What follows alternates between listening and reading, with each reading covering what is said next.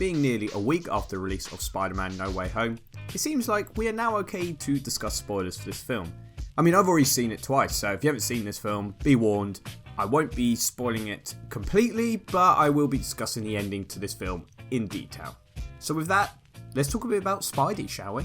Spider-Man No Way Home is, in my opinion, one of the MCU's best films.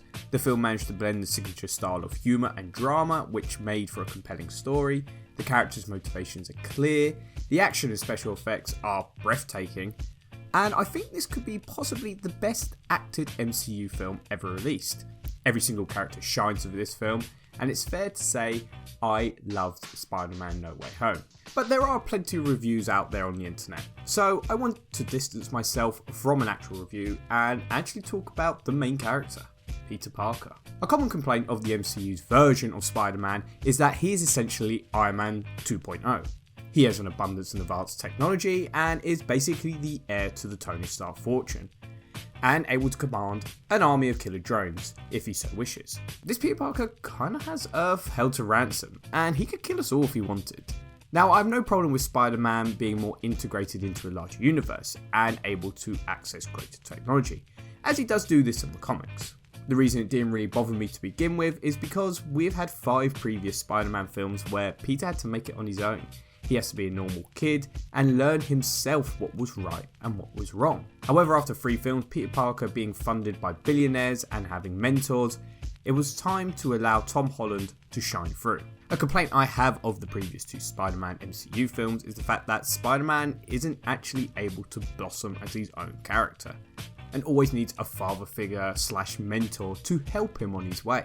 We don't really get to see Peter grow himself and make mistakes because any mistake he makes is fixed by Tony Stark or Nick Fury. Without mistakes, without consequences, characters don't learn and grow, and because of this you don't understand their motivations. Spider-Man No Way Home fixes this problem and addresses it directly. Within No Way Home, actions have consequences. In Rob McKee's classic book Story, he writes, "True character is revealed in the choices a human being makes under pressure. The greater the pressure, the deeper the revelation. The truer the choices of the character's essential nature." Tom Holland's Peter Parker's reason for doing good and helping people is spoken about in earlier films, but it's never really shown, and his motivation never clearly revealed. In No Way Home, Aunt May dies. She convinces Peter early in the film he has an obligation to help people, and this motivates Peter to help the multiverse villains, and upon Aunt May's death, she utters the famous line, "With great power comes great responsibility." Peter is finally given a choice. After his actions prove consequential, will he continue to help people or become more vengeful? Sure, this is familiar ground we are treading for Spider-Man films, killing a direct family member, but this finally offers Peter choices in the face of adversity. His heroics are affecting the ones he loves, and what will he do because of this? What kind of man will he become? Ultimately, Peter continues to honour Aunt May and helps the villains and vows to carry on May's advice and help people due to his obligation with great power. He recognises his responsibility in helping others around him, even if that means sacrificing his own happiness. It's an aspect which definitely lacked in this Peter Parker. Due to there being so many iterations before the MCU Spider-Man, Marvel didn't want to become bogged down in origin stories and wanted an already established Spider-Man in this universe, as the character of Spider-Man is already in people's minds. And I think this was the right way to go. Everyone knows Spider-Man's origin story by now, so let's do something new with him. Let's send him on cosmic journeys, and then we can bring it back to basics. Giving Peter Parker experiences which were otherworldly and giving him the benefits most other heroes could have never dreamt of sets this character up interestingly for his next films. He has already experienced so much and had so many opportunities that now this has all been stripped away. So what will become of Peter Parker?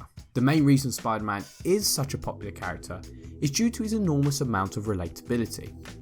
Unlike characters like Batman or Iron Man, Peter Parker is a normal person and deals with real world issues. He has personal troubles we all experience, whether it be work problems, money issues, or relationship worries. Many people can see themselves in Peter Parker. The MCU Spider-Man never really felt massively relatable. He was best friends with Tony Stark, had a high-tech multi-million-dollar suit, and fought with the Avengers in outer space. This version of Peter essentially has had everything handed to him, and kind of had a taste of the good life. He was given a kickstart in his crime-fighting career and enjoyed the luxuries that these opportunities brought, and essentially didn't have to make it on his own, or forge his own path. Losing Peter Parker's relatability was a big problem a lot of people had with Tom Holland's version of the character. Despite being excellent at portraying the character, he had lost that real-world feel, however this never really bothered me. Maguire and Garfield's iterations had already hit all those beats, and it was time to throw Spider-Man into a comic book universe, and have him play out different stories. However, with the MCU essentially entering a new era, it was time to do something new and interesting to the character, if we are not going to be having Avengers films for the time being, and this is why the ending was a stroke of genius. For those of you who don't know the ending No Way Home, actually if you don't know the ending, why are you still in this video and how have you got this far? That's kind of weird, why are you watching this video if you've not seen the film? Anyways, the ending of Spider-Man No Way Home leaves Peter Parker becoming actual Peter Parker. After Doctor Strange cast a spell to make the whole world forget Peter is Spider-Man, and actually Peter Parker for that matter. Spider-Man's past actions, although remembered as happened, people don't actually know Peter is Spider-Man. Because of this, Peter has lost his relationship with so many around him. MJ, Ned, Happy, Doctor Strange, and losing Happy severs any connection he has to Tony Stark, losing so many of those benefits. Now he is comic book Peter Parker.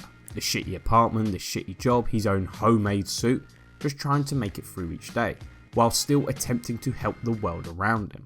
And now he doesn't have any of his mentors or father figures around him, he is on his own, and needs to make his own choices and face those consequences. It's time for him to decide what the right action is, instead of someone else telling him what to do. It's an interesting aspect to add to Peter Parker. He has gone through all these incredible experiences for it all to mean essentially nothing to anyone but Peter. It's kind of a reverse origin story. Now we have a character who has gone through so many experiences, has had opportunities given to him, for this all to be stripped away. And now is the most interesting time for this version of Peter Parker, as future stories can show us how this character reacts to having his life stripped away, and for the truly first time be completely on his own, and have to face the mistakes he makes himself. Thank you for watching.